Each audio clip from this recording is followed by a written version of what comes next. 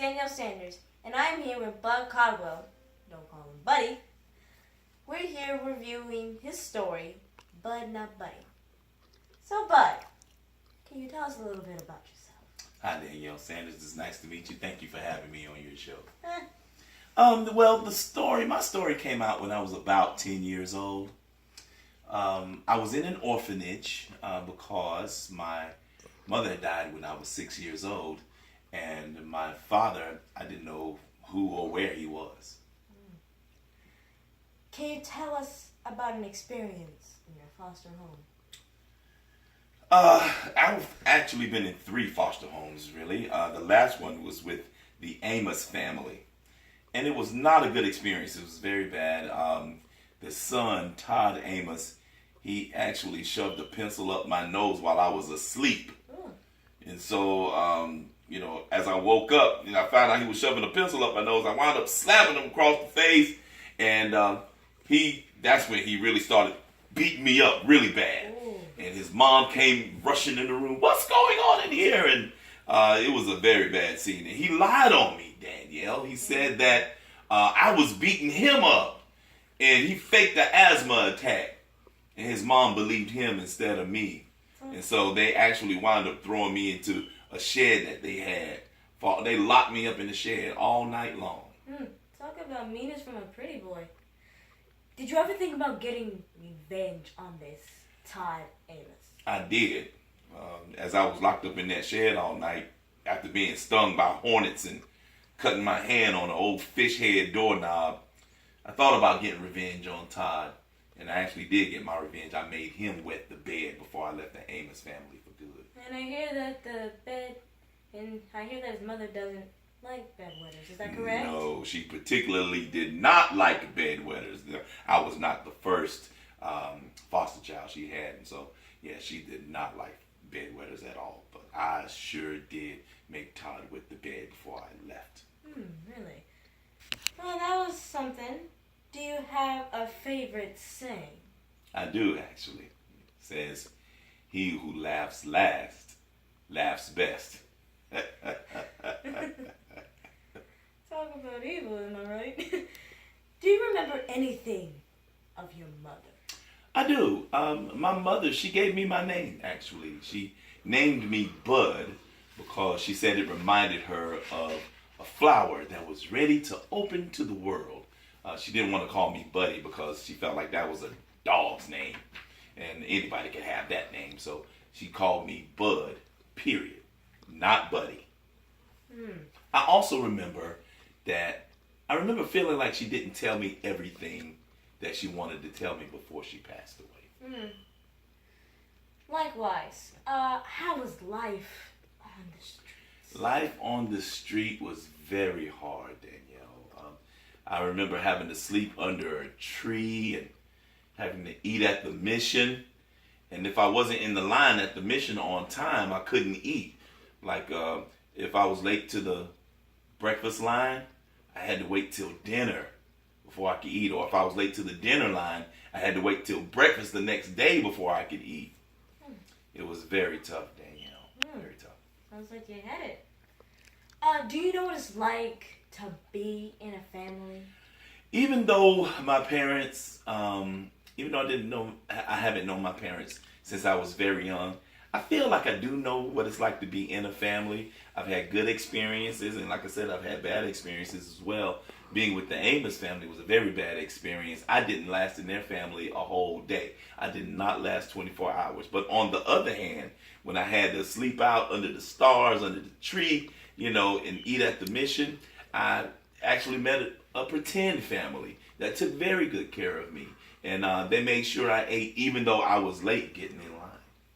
Some say that this pretend family gave you brown sugar to eat along with your breakfast. Am I right? Yes, I had never heard of this thing called brown sugar. And because the mission served oatmeal. And so they would glop it on your plate, glop, say, enjoy your food. And so once we got back to the table, as I sat with my pretend family, the mother, she would take out this little packet and she would spread it on. They had 2 little kids and they would spread it on their oatmeal, and then she spread some on mine, and I had never had brown sugar before, but it was delicious. Yeah. So, like I said, my pretend family took good care of me. Mm-hmm. Did you make any friends while you were in the street in exile? Yes, I did. Actually, while I was at the home, at the orphanage, we call it the home. While I was at the home, I met a friend of mine named Bugs. We called him Bugs because he actually had a roach crawl in his ear. Ooh. And they tried to pull it out with some tweezers, but they only managed to pull the legs off. So they had to take him to the hospital and have that insect removed from his ear. So from that point, we called him Bugs. And he was a very good friend of mine. He was actually more like a brother. I also met this girl while I was on the street. Met a girl named Deeza Malone. Deeza Malone. She had a beautiful dimple in her cheek, and she was actually my first kiss. Oh, really? Mm-hmm. Rumor has it that she said that you weren't so tough, and you got and went for it, huh? Yeah, I went for it. So, what did you do for work? Well, me and Bugs tried to hop on a train because we heard that there was a lot of work out west. And so we were young and wiry young men, but we really wanted to support ourselves. So we heard that there was work out west. So the plan was to hop on a train and ride out to California or ride out west. We was trying to catch a train to Chicago, but we wound up missing that. Yeah. Ooh.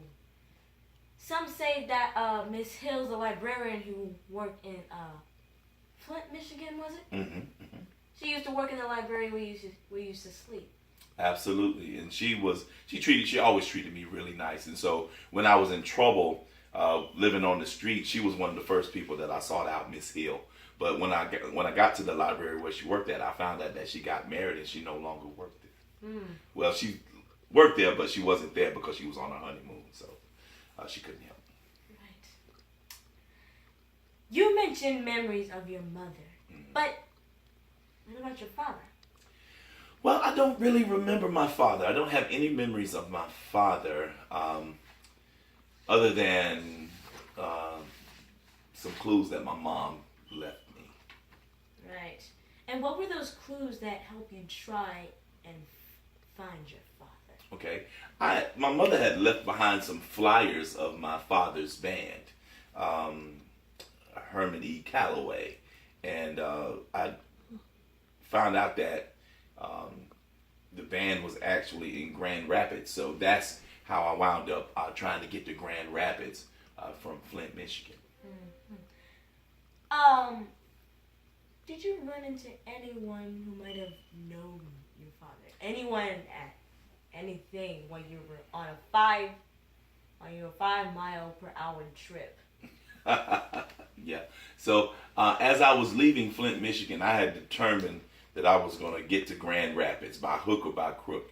And so I determined that I was going to walk to Grand Rapids from Flint, which is about 120 miles. Ooh. So the librarian told me that at a 5-mile-per-hour pace, which is normal for most men, that it would take me about 24 hours to get to Grand Rapids, Michigan.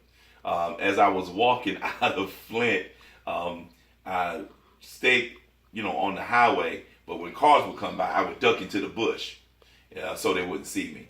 So there was this one car that saw me, and he stopped, and he backed up, and he got out of the car, and long story short, he convinced me to come with him, and he told me that, and at first I thought he was a vampire. His name is Lefty Lewis, and I thought he was a vampire because inside his car he had this box of human blood, and that was the first thing that came to my mind. He was a vampire, but actually he was just a guy trying to take some blood to a hospital where I was from, there in Flint, Michigan. Okay, so did you ever meet this Mr. Calloway? I did. Lefty Lewis, the guy who was taking the blood to the hospital in Flint, he allowed me to ride with him from Flint to Grand Rapids. Thank God I didn't have to walk. That was taking a really long time, and I was really tired. It was just taking so long. But he let me ride with him all the way to Grand Rapids, Michigan, because he said he knew the man who I thought was my father, Herman E. Calloway. So I rode with him to Grand Rapids, Michigan, and he took me right to the spot where he was. What happened next? Well, I met Mr. Calloway and his band. I also met this really nice lady and a powerful singer too, named Miss Thomas. She was really nice, and they all treated me really nice, except for Mr. Calloway. He was kind of cold toward me, but the rest of the band, Steady Eddie and the Thug, yeah, those cats, they were really nice to me. Miss Thomas was really nice to me. They took me out to eat. As a matter of fact, when I got to Grand Rapids that night, they could tell that I was always super hungry because my legs were all really wiry. I was really thin, and from not having eaten a whole lot. But they wound up taking me to the restaurant called the Sweet Pea, and at the Sweet Pea, it was the first time I had ever been in a restaurant in my whole life, and it was the best food ever. It was awesome. Really? Well, it almost seems like we're close to concluding my interview with you. Mm-hmm. But I would just like to leave one last question to leave the readers' minds open. Tell us, is Mr. Calloway your father? Well, Danielle, you'll have to read about it in the book Bud Not Buddy by Christopher Paul Thomas.